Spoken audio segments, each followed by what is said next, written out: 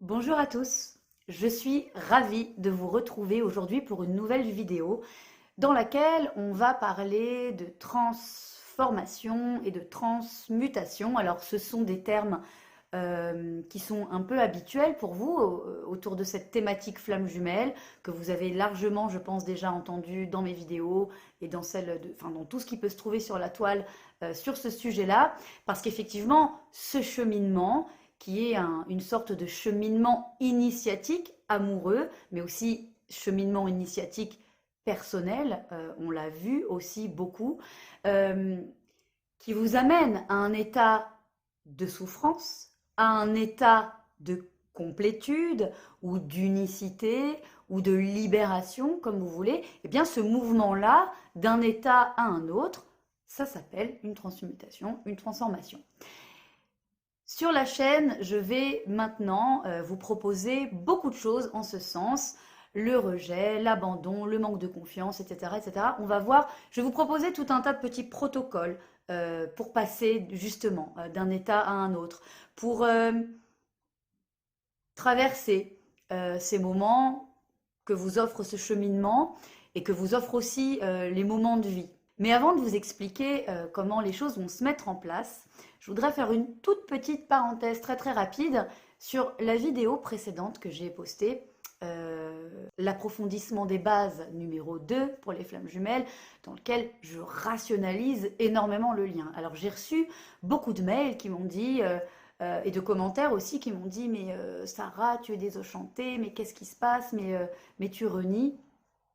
Alors déjà, changer de point de vue, regarder les choses à travers un autre angle, ça n'est ni renier, ni annuler, ni opposer.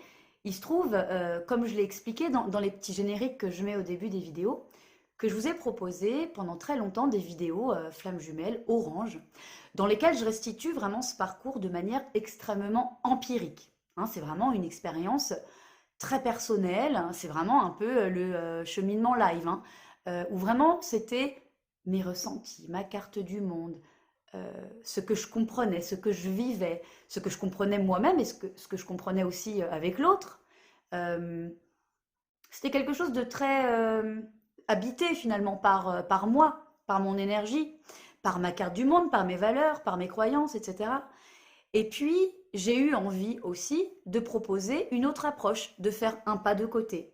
Et ce sont les vidéos bleues, dans lesquelles je sors et je regarde.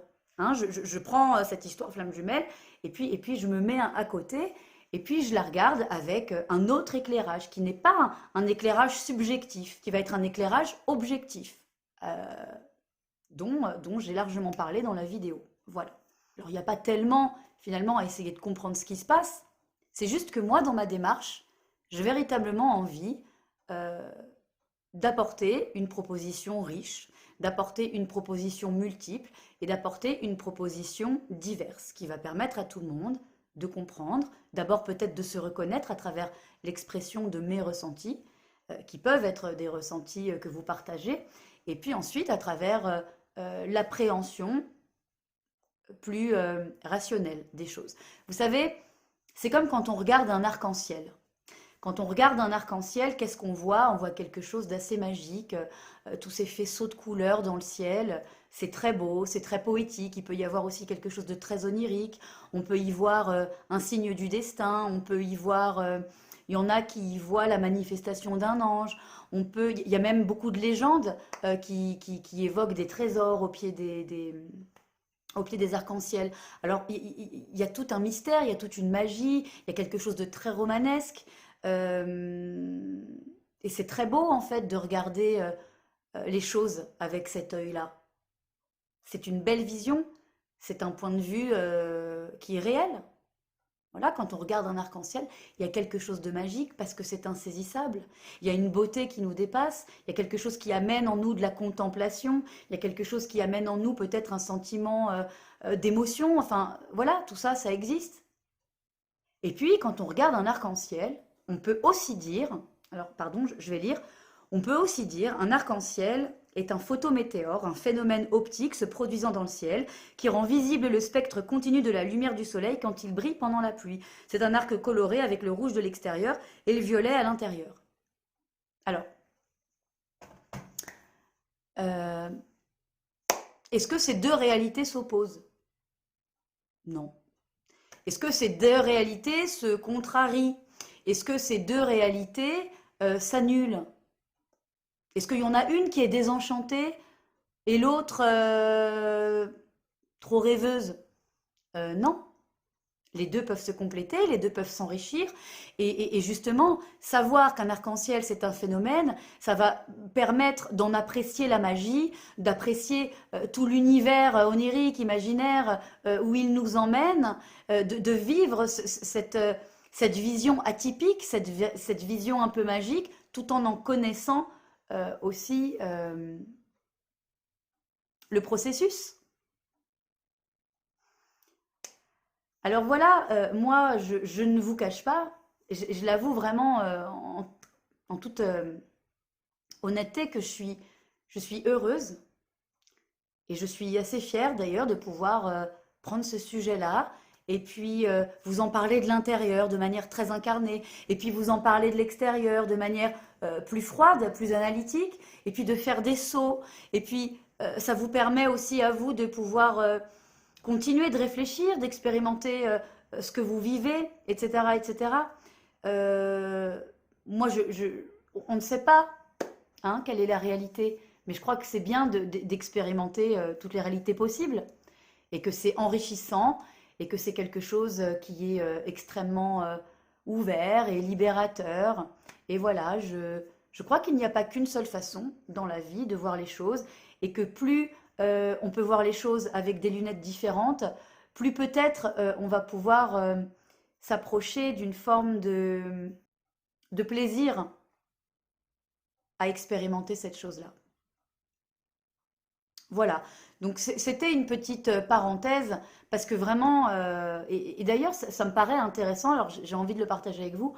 Il y en a qui m'ont vraiment, j'ai reçu des mails, voilà, que c'était le côté sombre, que je devais être très triste. Alors ben, je vous rassure, tout va très très bien, voire même très très bien. Et c'est d'ailleurs pour ça que je me permets des pas de côté, je me permets d'élargir, je me permets de rationaliser. Parce que finalement, euh, c'est assez génial, vous savez, de regarder un spectacle de magicien. Et puis c'est encore mieux quand on peut devenir magicien soi-même. Donc moi j'espère qu'à travers les prochaines vidéos que je vous proposerai, vous pourrez réussir à devenir votre magicien. Et le magicien de votre lien. Et le magicien de votre projet. Et le magicien de votre parcours, de votre vie, de votre existence. Moi, c'est plutôt ça que j'ai envie de vous apporter. Et puis aussi, ce que je voulais vous dire, euh, c'est que oui, je renie toute approche dogmatique. Je renie aussi une approche qui déclare connaître la fin des choses. Et je l'assume pleinement. Et je crois que on pourrait faire un exercice.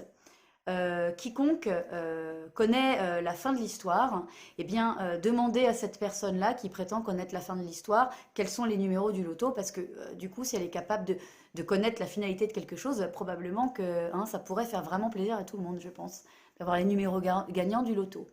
Il n'y a pas d'autre chemin que le chemin lui-même. Voilà. C'est ce que j'essaye d'expliquer sur cette chaîne et que je vais continuer de diffuser. Alors cette chaîne, du coup, voilà, elle va évoluer. Je vais continuer de parler du thème flamme jumelle, évidemment. Je vais continuer de proposer des tirages. Alors, je vais revoir un peu le format, mais dès le mois d'avril, il y aura des tirages mensuels qui vont revenir sur le masculin et le féminin. Je vais aussi vous proposer tout un tas de petits process, comme je vous l'expliquais, qui vont favoriser votre transformation, votre transmutation vers quelque chose que vous souhaitez atteindre. Donc, on va faire ça. Et je vais aussi euh, ouvrir un petit peu la thématique amoureuse à travers tous les visages de l'amour. Voilà, parce que quand on comprend tous les visages de l'amour, ce sera de toute façon une manière d'enrichir votre relation à vous, d'enrichir la compréhension de cette relation, peu importe la nature de cette relation, y compris votre relation atypique, spécifique. Vous allez pouvoir l'enrichir de plein de points de vue, de plein de configurations, de plein de nouveaux points de compréhension et ça va vraiment vous permettre j'ose le dire, de devenir créateur, complet, unifié, bien avec vous. Vous savez, quand on n'a plus de sensation de dépendance, on est quand même un petit peu plus libre. Et je vous propose d'emprunter ce chemin-là, à travers ce parcours flamme jumelle et à travers euh, une ouverture et la connaissance de tous les états amoureux. Voilà le programme pour les semaines à venir. Je mets ça en place là en ce moment et ça va arriver. Donc je vous retrouve pour le prochain tirage de cartes en avril, pour le 1er avril. Et pour continuer de digresser autour de ce modèle flamme jumelle, de ce lien atypique et insaisissable, et de toutes les autres configurations amoureuses, je vous dis à très bientôt pour une nouvelle vidéo.